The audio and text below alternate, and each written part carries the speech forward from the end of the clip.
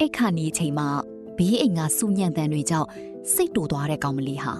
ရန်တွေးဖို့အတွက်ဘေးအိမ်တကားကိုသွားခောက်လိုက်ပါတယ်။ဒါပေမဲ့တကားပွင့်လာတဲ့အခါမှာတော့ဒေါသတွေဟာအရေးပြောသွားရလောက်အောင်ချောမောတဲ့ကောင်လေးတစ်ယောက်ကိုတွေ့လိုက်ရပါတယ်။ကောင်မလေးဟာရန်တွေးဖို့တောင်မေ့သွားပြီးကြောင်ကတန်းဖြစ်နေချိန်မှာ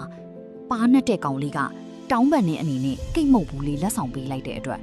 သူတို့နှစ်ဦးရဲ့ရည်စားဟာအဲ့ဒီမှာတင်စတင်ခဲ့ပါတော့တယ်။နောက်နေ့မနက်မှာတော့ဓလီကားထဲမှာသူတို့နှစ်ယောက်ထပ်ဆုံကြပါတယ်။ကောင်လေးကသူမရဲ့နာမည်ကိုသိချင်ပေမဲ့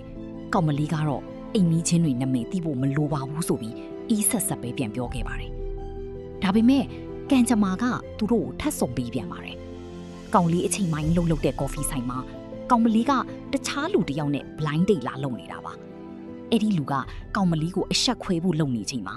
ကောင်လေးကတမင်ကြမ်းတိုက်ဟန်ဆောင်ပြီးအဲ့ဒီလူချော်လေးအောင်လုပ်ကကောင်မလေးကိုကဲတင်ပေးခဲ့ပါတယ်။အိမ်ပြန်ရောက်တဲ့အခါကောင်မလေးကသူမရဲ့တငယ်ချင်းကိုဘေးအိမ်ကကောင်လေးအကြောင်းကြွားမိလိုက်ပါတယ်။ဒါကိုကြားတဲ့တငယ်ချင်းဖြစ်သူကဘလောက်ချောလဲသိချင်တာနဲ့ဘေးအိမ်တကားရှိထိသွားချောင်းမာတော့တယ်။ကောင်မလေးကစိတ်ပူပြီးသူမကိုအတင်းဆွဲခေါ်နေတော့မှပဲကောင်လေးကတကားဖွင့်ထွက်လာလို့အချိန်တွေကတကယ်ကိုအိုးတိုးအောက်တိုးဖြစ်သွားပါတော့တယ်